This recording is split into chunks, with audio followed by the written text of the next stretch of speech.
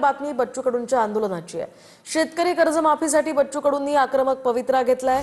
बच्चू कडूंनी विराट tractor मोर्चा काढत नागपुरात ते आता दाखल झाले असून 4 महामार्ग यामुळे जाम झाले। तर आज दुपारी 12 वाजेपर्यंत सरकारने मागण्या मान्य कराव्यात, अन्यथा भारत बंद करणार असल्याचा इशाराही बच्चू कडूंनी दिलाय। तर बच्चू कडूंच्या आंदोलनात पुलगाव देवळीचे भाजप आमदार राजेश बकाने हे सुद्धा सहभागी झाले। कडूनचा दुसऱ्या दिवसाचा ह्या एल्गार कसा असणार आहे हे जाणून घेण्याचा आपण प्रयत्न करूया। भाऊ, काय सांगाल? काल एल्गार या ठिकाणी पोहोचला, आज दुसरा दिवस आहे, कशा प्रकारे असणार? झोपेतून तुम्ही आम्हाला उठवलंय, सरकार उठवा लागेल ना, ते कधी उठन? आम्ही लगेच उठलोय। ते उठासाठी आम्ही आता रेल्वे आहे ना, आम्ही सगळी तयारी झाली व्यवस्थित, ते जाम करू।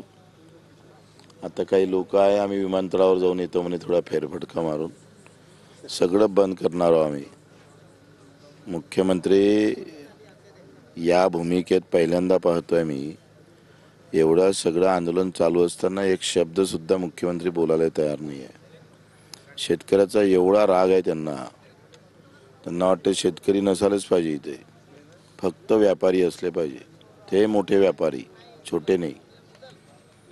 शेतकऱ्याबद्दल एक शब्द त्यांच्या तोंडातून निघत नाही। त्यांना एवढा का राग येतो शेतकऱ्याचा मला माहित नाही। म्हणजे सगळे पैसे मार घोषणा करत जात असताना निवडणुकीच्या अगोदर 7-12 कोरा करणार म्हणणारे मुख्यमंत्री आता एकदा बोलायला तयार नाही। त्यांचे आमच्याकडे व्हिडिओ आहे, सोयाबीनला 6,000 रुपये भाव भेटावा म्हणून मोर्चा काढला होता, आता 3,000 सोयाबीन विकावं लागतंय। अत्यंत वाईट आहे आम्हाला। आम्ही तर इथे किती काही दिवस थांबायचं काम पडलं तर आम्ही थांबायची तयारी आहे।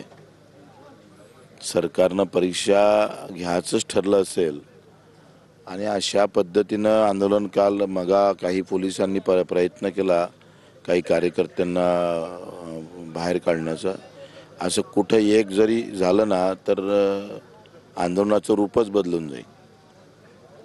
आंदोलन जेवढ्या शांततेत चालू आहे त्याच्यापेक्षा काही पट उग्र करू मग आम्ही।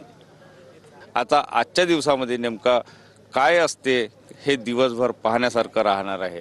कॅमेरामन साईसह सुनील ढगे, TV9 मराठी, नागपूर।